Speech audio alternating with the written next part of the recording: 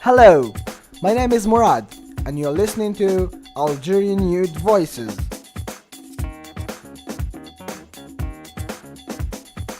Today's story comes from Ibtissem, who traveled abroad to follow her dreams but had some unexpected difficulties.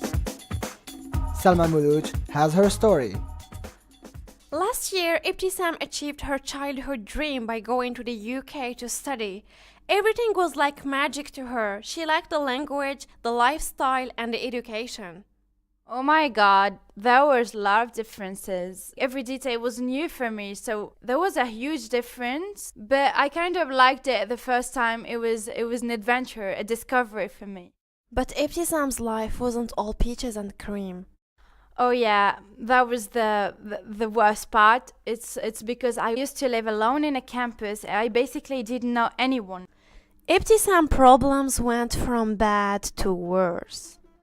It was just hell for me at that time, and I kind of depressed. I wasn't going out. I stayed all the time in my room from the morning to the evening thinking that I should study. But then when I come to start to study, I couldn't. And the worst part is that I didn't tell my parents, and they have put so much trust in me. It was too much for Ibtissem, so she decided to come back home. You might think this is the end of the story, but actually Ibtissem encountered other difficulties. It was another cultural shock. You know, when you go there and you find everything new, and you're like, oh my god, this is not where I belong. When she came back to Batna, she couldn't readapt to her previous life. She felt like she didn't belong anymore. So, and there it was the big boom. I lost everything. I wasn't studying in my city. I wasn't studying there in Bristol.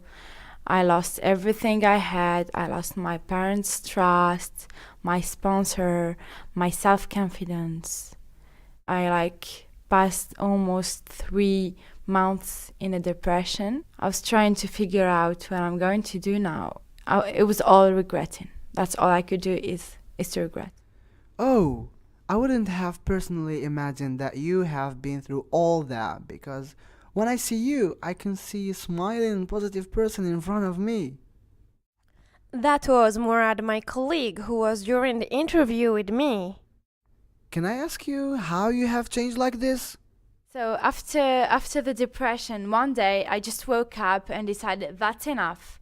Either I'm going to spend all my life regretting and crying and depressing, and that's not gonna make it, or accept the situation I am in, try to work with what I have, and maybe in a different way. I wouldn't go as fast as I could have gone, but at least I have something. I'm with my family. I'm in a city where I'm familiar with everything. I have the internet. I can study by myself. I have the books.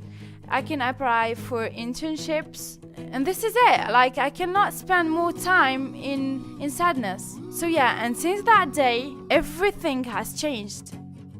Ibtissem followed her own advice, and she's now happily living in Batna, studying English literature. She's also an English teacher and an active member in the Algerian society.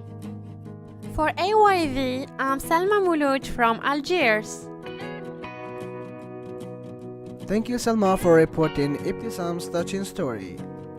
See you next time on Algerian Youth Voices.